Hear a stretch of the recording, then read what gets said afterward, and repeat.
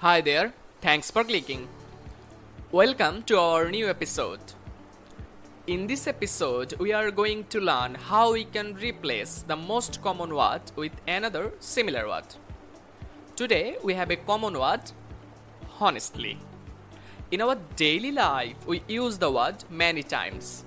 Let's find out how we can replace it. The first example we have, honestly, this dress is perfect for you. Instead of that, you can say, genuinely, this dress is perfect for you. The second one we have, honestly, I don't trust this business idea. Instead of that, you can say, plainly, I don't trust this business idea. Example 3. Speaking honestly, Munira loves you a lot.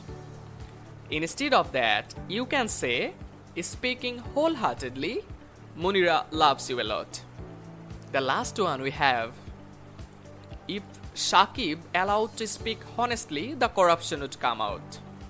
Instead of that, you can say, if Sakib allowed to speak freely, the corruption would come out. In this way, we can learn many similar vocabulary.